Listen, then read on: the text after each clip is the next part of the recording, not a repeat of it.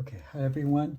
This is a video for Math 105, and I want to talk a little bit about the three types of notation. I should state that comes up from the context of section 1.7, and we're trying to do notation. Usually it's to describe solution sets or domains or whatever. So for sets of real numbers.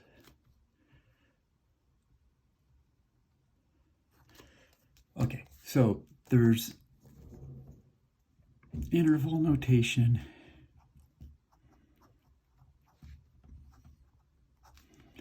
There's what's called set builder notation, right? And there's graph or graphical.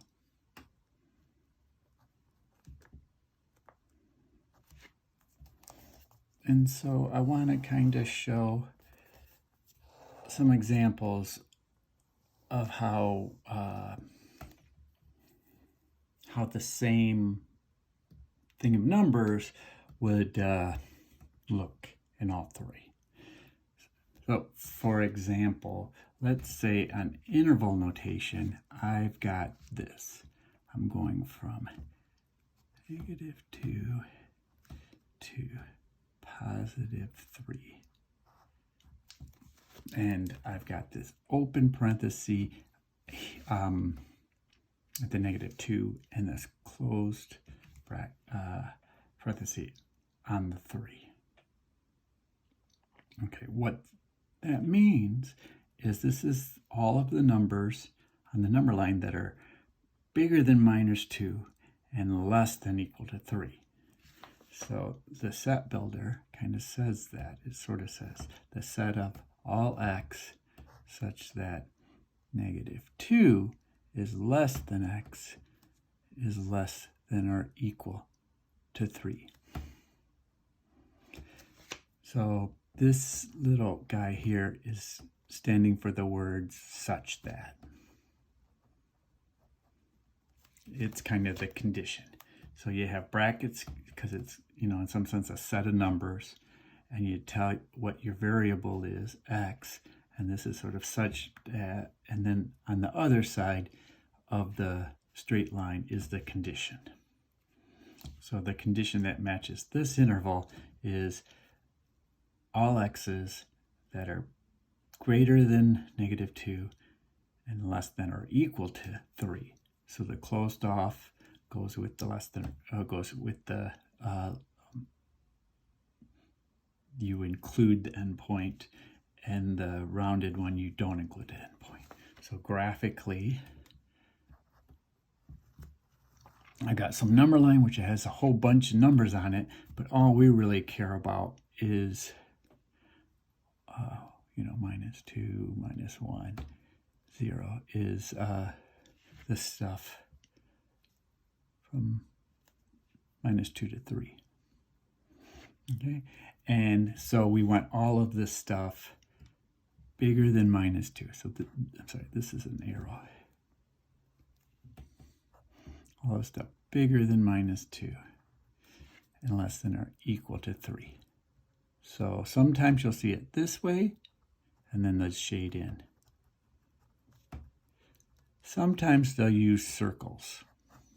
The same thing here with circles would look like this.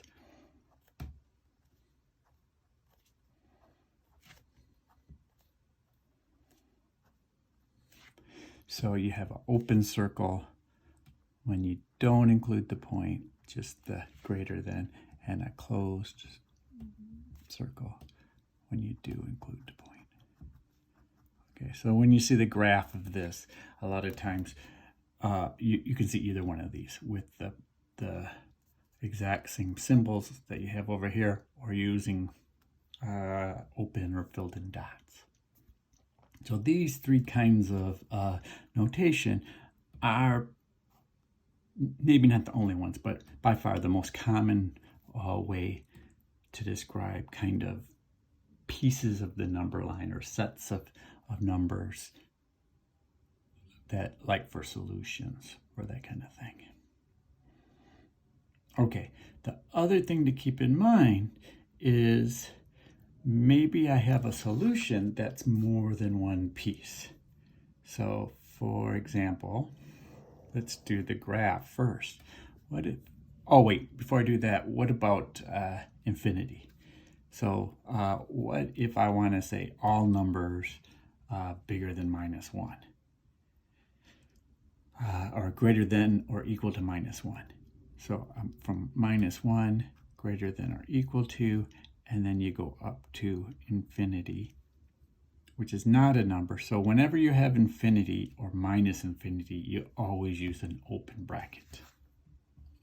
You never include it. You can include because it's just a symbol, right? So this means the set of numbers x such that -1 is less than or equal to x.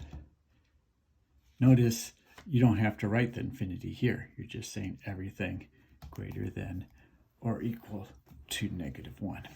And then on the number line,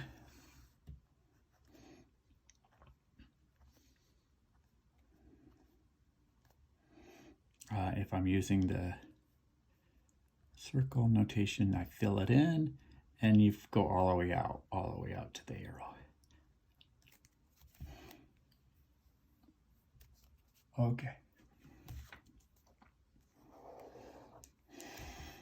Now, what happens if I want sort of two pieces? So what if I want this? What if I want all of the numbers less than -5?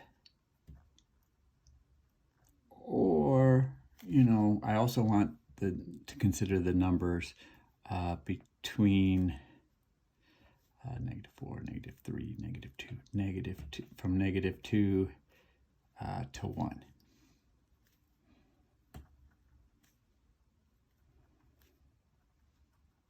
Right, so how would I kind of, in some sense, do the union of these two things is called, or, you know, it's my x is either in this piece or it might be in that piece.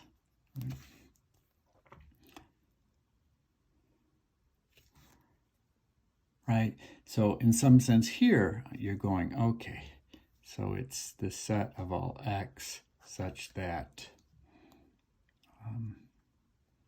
x is less than -5, or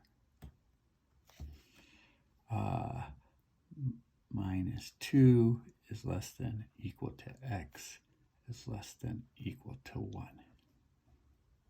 Okay, so a lot of times you'll use the word or here.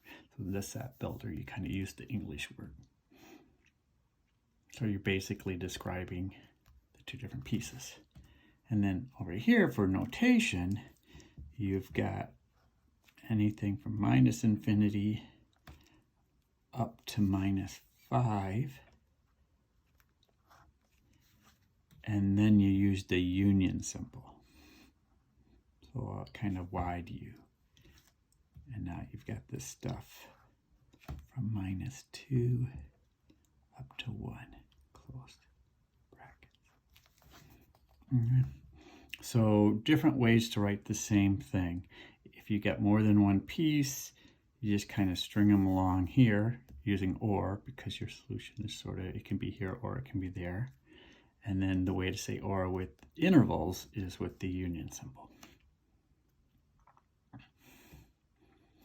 Now, if I had one other thing that doesn't usually come up, but hey, let's say it does come up. Let's say I want to take the intersection of, how about this? -3 to infinity on this side, and on this side, let's see, 4 and then minus 7. Okay, so what this upside down U means is you're looking for x's that are in both. So literally you would write this as x such that minus 7 is less than x is less than equal to 4, and x minus 3 is less than equal to x. Okay. And now sometimes there won't be an intersection and it'll just be the empty set. However, let's kind of think about it, and the graph I think can help. Do these things actually have an intersection? And so from minus 7 to 4, and then I've got from minus 3 out to infinity. So notice if I went from minus 3 to infinity, it would be this part. And if I went from 4 to minus 7, it would be this part. So the overlap is from 4 to minus 3. Okay, so this is actually equal to